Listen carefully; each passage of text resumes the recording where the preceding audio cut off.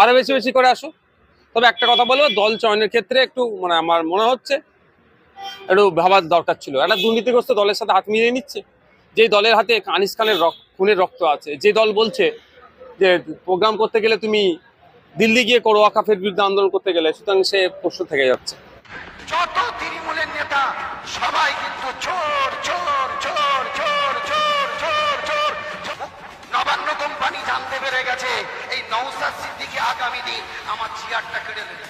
আজকে টিএমসি পশ্চিমবাংলায় শাসক, ক্ষমতায় আছে। টিএমসি তো একটা সময় ছোটই ছিল, একটাও এমএলএ ছিল না একটা সময়, তখন ছোট ছিল। আজকে সে কত বড় হয়েছে। ঠিক আজকে বাম বলুন, 34 বছর ক্ষমতায় যখন দলটা প্রথম হয় তাদেরও তো একটা এমএলএ ছিল না। আজকে কত বড় দল কংগ্রেস, পুরো দেশে একটা দিন কি ছিল, ছোট চল ছিল। সে তেমনই আজকে যারা ছোট আছে তাদের সবাইকে গুরুত্ব দেওয়া দরকার। কেন আমাদের লক্ষ্য যখন অন্যায়কে মিটিয়ে দেশ ও দেশের মানুষকে নিরাপত্তা দেওয়া, তাই প্রত্যেকটা মানুষই দরকার। একজন ওকে বাদ দিয়ে দরকার নেই এটা ভাবাই হচ্ছে ভুল। কেন ওই একজনকে দূরে ঠেলতে গিয়ে দেখা যাবে ও আস্তে আস্তে আবার একটা দিকে চলে যাচ্ছে। তা আসুন, সবাইকে ঐক্য হওয়া দরকার দেশের স্বার্থে, সংবিধানের স্বার্থে। বিশেষ করে কেন্দ্র সরকার যেভাবে দেশকে বিক্রি করে ফেলছে, শেষ করে ফেলছে, এ জায়গায় যদি ছোট বড় দেখতে যাই অসুবিধা আছে। সবাইকে এগিয়ে আসতে হবে আর টার্গেট করতে হবে আমি বড়, আমি বড়, আমি বড়, আমি অনেক দিনকারের এরম মেন্টালিটি ছাড়তে হবে।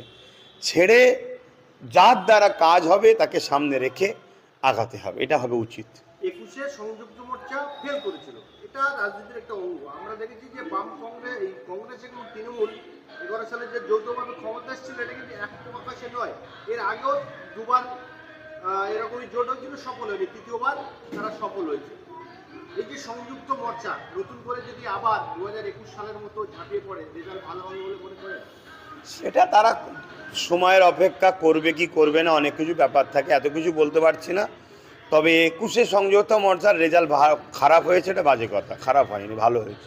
পুরো সবটা চুরি হয়েছে, লুট হয়েছে। এবং দুঃখের সাথে বলতে হয় সংযুক্ত মোর্চাতে যারা আরও বড় বড় দায়িত্বশীল ছিলেন তেনারা এটাকে খুব নরমভাবে নিয়ে নিলেন কেন, সেটা একটা ভাবার বিষয়। যেভাবে লড়াই করা দরকার ছিল, লুট হয়েছে, চুরি হয়েছে, এটা সবাই কম বেশি জানে।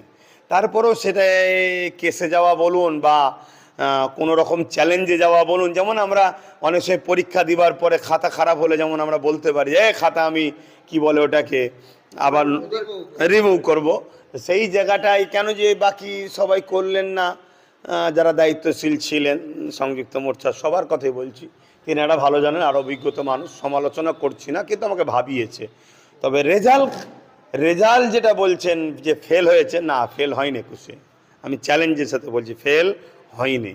একটা ভোট সকাল থেকে শুরু হয়ে 5টা পর্যন্ত সুইচ টিপছে, সেটা যখন গণনা হচ্ছে তার 99% চার্জ, আবার সিল কাটা, এরা অহরহ বেরিয়েছে।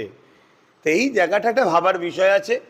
তবে পিছিয়ে পড়া মানুষ যদি তার মনে করে আমার অধিকার হরণ হচ্ছে, আমার অধিকার দরকার, মানুষ যদি জাগে, তাহলে সংযুক্ত মোর্চা হোক আর মোর্চা নাই হোক, মানুষ যদি জাগে আর মানুষ যদি ঠিক করে নেয় যে এই জায়গায় একে পিছনে দাঁড়ালে মানে ফ্যাসিবাদ সরকারদেরকে হারাতে পারবে, তার পাশে দাঁড়াও, এই জায়গায় একে দাঁড়ালে তার পাশে দাঁড়াতে হবে। তো এইভাবে যদি মানুষ জেগে যায়, তাহলে মানুষ তার অধিকারের জন্য যখন সামনে ঝাঁপিয়ে পড়বে, তখন দেখবেন সব ভোট আসার আগে ভোট হয়ে যাবে, ভোট আসার আগে রেজাল্ট হয়ে যাবে, ভোট আসার আগে রেজাল্ট হয়ে যাবে। মানুষ বলে দেবে যে সরকার থাকছে কি থাকছে না। ওই জন্য মানুষকে জাগতে হবে, মানুষ না জাগলে হবে না। আমরা কিছু মানুষ বলছে যে বর্তমান শাসক পশ্চিমবাংলার প্রশাসন পুরো ভেঙে পড়েছে, তো এই প্রশাসনকে দিয়ে ভোট হবে না। ইতিমধ্যেই রাজ্যপাল তিনি কিন্তু কেন্দ্র সরকারের কাছে বলে দিয়েছে যে, আমরা দেখলাম যে এই চলতি মাসের 2 তারিখে মৌলালী যুব কেন্দ্রে একটি সভা হলো যে সংবিধান বাঁচাও দেশ বাঁচাও। সেই সভায় উপস্থিত ছিল আইএসএফ এর প্রতিনিধি, সিপিএম এর প্রতিনিধি, কংগ্রেসের প্রতিনিধি এবং আরও ছোট ছোট বেশ কয়েকটি রাজনৈতিক দল সেই জায়গায় উপস্থিত ছিলেন, বা ছিল শাসক দল তৃণমূল, কেন্দ্র শাসক বিজেপি। কি বলবেন এই প্রসঙ্গে? দেখুন, সংবিধান তো সত্যি আজকে লুণ্ঠিত হচ্ছে, সংবিধান বিরোধী কাজ হচ্ছে, সংবিধানকে তাকে তুলে রেখে নিজেদের মনমানি মতো চলছে। তাই সবার ঐক্য হওয়া দরকার। আর মনে রাখবেন, সংবিধান তখনই বিরুদ্ধে কাজ হয় এটা সম্ভব শাসকেরই। শাসক যদি সংবিধানকে বোড়াগুল দেখায় সে পারে, অন্যজন পারে না, কেন শাসকের হাতে পাওয়ার থাকে। অন্যজন ভুল করলেই শাসক যদি চায় সংবিধানকে লাগু রাখবো, সংবিধান বিরোধী কোনো কাজ হবে না, তাহলে কেউ করতে পারবে না। তাহলে কেউ যদি সাধারণ মানুষ সংবিধান বিরোধী করে, এটাও যেমন শাসকের গাফলতি বা শাসকের মানে দোষেই হচ্ছে, এবং শাসকও নিজের গদিকে বা নিজের সাম্রাজ্যকে টিকাবার জন্য বা তার দলের গুন্ডা বাহিনীকে তোষণ করার জন্য বা তাদের পেট ভর্তি করার জন্য শাসকেরাই সংবিধান বিরোধী কাজ করে। তা আমাদের সামনে এখন দুটো শাসক আছে, কেন্দ্রে একটা অপদার্থ বিজেপি সরকার, আর আমাদের রাজ্যে সেও বিজেপি, এও বিজেপিরই, সেই একই তো প্রোডাক্ট, একই জিনিস। তারপরেও এই দুজনেই এখন ক্ষমতাতে রয়েছে। তা তাদেরকে বাদ দিয়ে বাকি সবাই যে এক হয়েছে, একতা হওয়া দরকার। তো কেন আমি কোন দল করি, আমার কোন দলের সঙ্গে সম্পর্ক, এসবটা নিজের পছন্দের ব্যাপার, কিন্তু দেশটা তো সবার, সংবিধানটা তো সবার। আজকে কেন্দ্র সরকার সংবিধানকে শেষ করতে চাইছে। ডক্টর বাবা সাহেব আম্বেদকর আমার ভাষাই নয়, তাদের ভাষায় তিনি একজন দলিত সম্প্রদায়। দলিতকে বর্ণবাদী বা তাদের মেন্টালিটি যারা আছে তারা খুব ছোট মনে করে। দলিতদের কথাই ভারতের চলবে তার লিখাতে, এইটাকে মেনে নিতে পারছে না। যেমন মুসলমানদের ঐতিহ্য ওয়াকাবের নামে মসজিদ মাদ্রাসা প্রাচীন স্মৃতিগুলোকে মিটাতে হবে, ঠিক তেমনই মুসলমানদের প্রতিষ্ঠিত করা জিনিসগুলোকে মিটাতে হবে। মুসলমানদের নামে যেসব জায়গা, নাম, রাস্তা, রোডের মুসলমানদের নামে আছে সেগুলোকে মিটাতে হবে। তো ঠিক তেমনই আস্তে আস্তে দলিত, আদিবাসী এদেরও যে অস্তিত্ব আছে সেগুলোকেও মিটাতে হবে।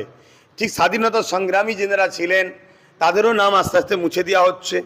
খেয়াল করে দেখবেন, ঠিক ডক্টর বাবা সাহেব আম্বেদকরের যে সংবিধান, এ সংবিধান এদের জন্য বড় বুঝার কারণ হয়েছে।